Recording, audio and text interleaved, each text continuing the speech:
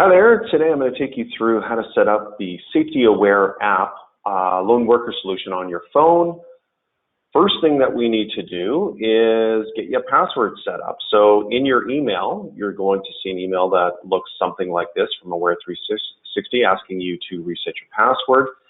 This is extremely important. I need to make sure that you do this from your cell phone. Do not open up this email from your laptop or your computer. You need to make sure that you open up this reset password from your phone. When you do that, open it up, hit set password, and then it's going to ask you to put in a password of your choosing and then reconfirm that and save it. It doesn't matter, letters, numbers, as long as it's at least 8 characters long, you're good to go. Once you've done that, you can go ahead and save it, and then we're going to go to the next step, which is to download the app. So downloading the app is just like you would with any other app. You're going to go into either your Google Play Store or your Apple Store, and you're going to look for Aware 360. So just like what you see right here at the top, it's going to look exactly like this app. It's going to be called Aware 360, and you're going to go ahead and download that. Once that's downloaded, you can go ahead and open that app up, and it's going to take you to a page where the first thing you need to do is put in the email, your email that you have, the one that we would have set that password to, and then put in the password that you just created. Make sure you put Remember Me on, because we don't want to have to do this step every time we start a lone worker session. And then we're going to go ahead and log in. And the first time that you do this, this is going to be a little bit different depending on how we've set things up for you, but it's possible we're going to have to get you to just take a look at your user profile to make sure everything is correct. I'm going to go through here and everything is good. If I need to change a phone number or something, that's great. I'm going to go ahead and save that. The second part, again, you may or may not see this part. This might already be completed for you, but if you need to do this, it's going to be going into default normal alerts, and then from there just putting in the escalation contact of your person, of your supervisor, or whoever is number one, and then putting in their phone number and saving it, and then you won't have to do this again. Everything will be automatic in the end of the system here. So that's it. Now going forward, when you sign on at the beginning of the day, it's going to take you to this page right here, and now we need to start our session. So we're going to go up here to the top here, and we've got a little box on an Android. It's a square. On a Apple, it's a circle with the arrow in it. They both do the same thing. We're going to go ahead and press that. It's going to take me to this page here that I just need to fill out. And so what I do on here is, number one, up here in the right, you'll see a time. This is where you can put in the time of day that you think you're going to be done for the day. So this is the time of day you're going to sign off. So I'm going to go ahead and press 6 p.m. I'm done at 6 p.m. And I'll talk about this in a minute. The next thing is, if you're outside, you can probably just go ahead and sign on. I'm in a building. GPS is not going to pick me up right away, so I'm just going to go ahead and I'm going to put in, if I have to type in a new location, I can go ahead and type in a new location, and then it just saves the last 10 that I put in here. So I've got office put in here. I'm going to apply, and I'm going to go ahead and sign on. That's it. So now I'm officially a lone worker. I've popped up on the map over at Intercon. They can see my location, and they can monitor me if I get into any sort of situation. So now I'll take you through a few things on here. Number one, you'll see the sign-off time, 6 o'clock. I just put that in there. That's the time of day that I think I'm going to be done. And so what this is it's a bit of an alarm clock. At about 5:55, my phone is going to start making these weird beeps, and that's where I'm going to go, oh, that's my lone worker. Either I'm done for the day and I can sign out, or if I'm going to be working a little bit longer, I can go back in there and I can reset it to maybe 6:30 or 7 o'clock. This just stops people from, going home and throwing the phone down and forgetting that they're still being monitored, because at 6 o'clock, when this alarm, when this goes off and I haven't signed out for the day, Intercon is going to get an alert, or your response center is going to get an alert saying, hey, this person is now shift overdue, and they're going to try and get a hold of you to make sure that you're okay. So again, a bit of an alarm clock to stop people from accidentally leaving lone worker application running. So the next thing is on top here, you'll see my safety timer. It's currently set to 2 hours, and this is configurable. Some of you will have 3 hours, some will have 4, some will have 1, some might not have anything at all.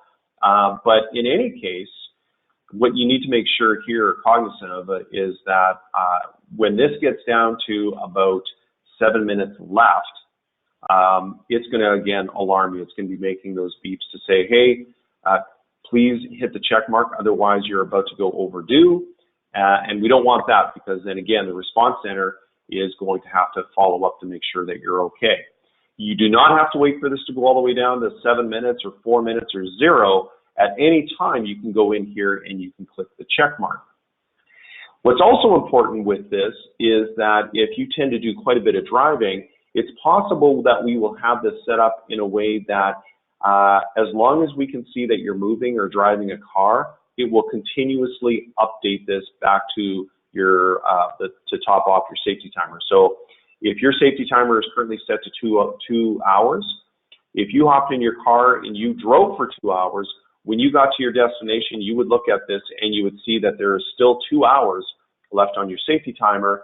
And that is because we can see that you're moving, and if you're driving a vehicle, hey, we're pretty sure that you're a healthy individual, and we continuously update your safety timer because we don't want you touching this while you are driving or operating a piece of machinery.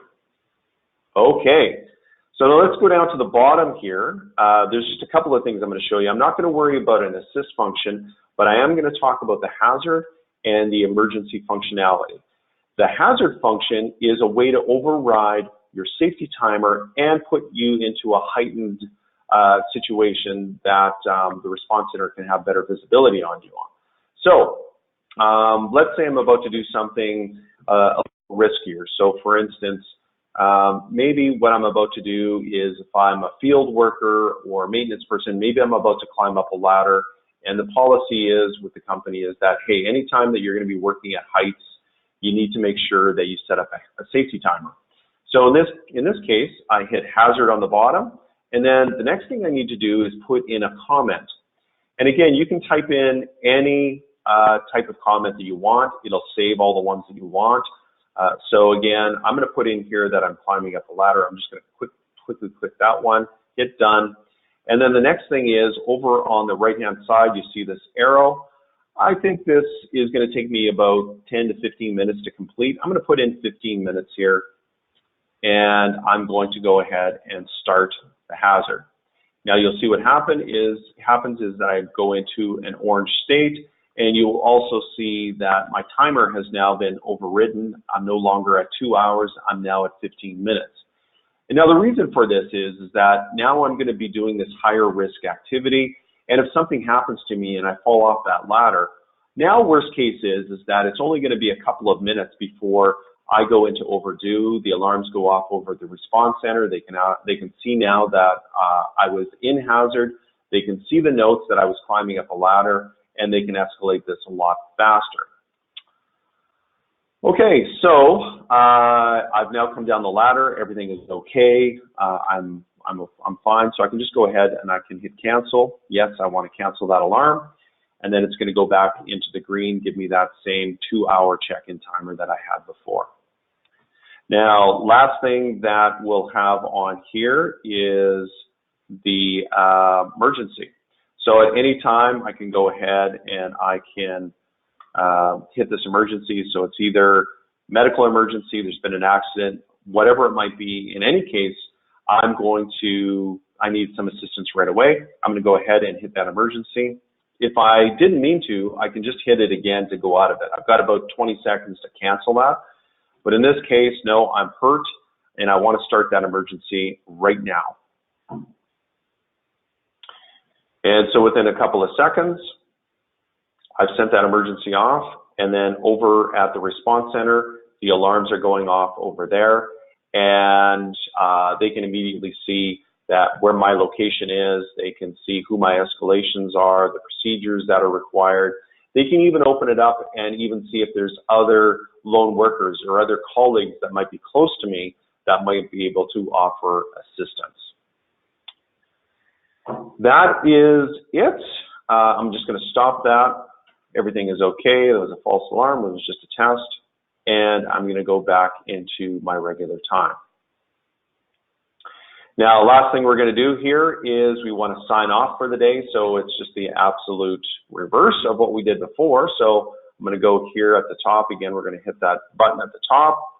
And I'm going to go ahead and sign off for the day. And then finally, what I can do is I can go into here to completely take myself off the system, is to hit the wheel at the top here, scroll down to the bottom, and hit log out. That's it. That's how you use the Aware 360 SafetyAware Lone Worker solution. If you have any questions, please contact your administrator. Thanks for watching. Have a great day. Bye for now.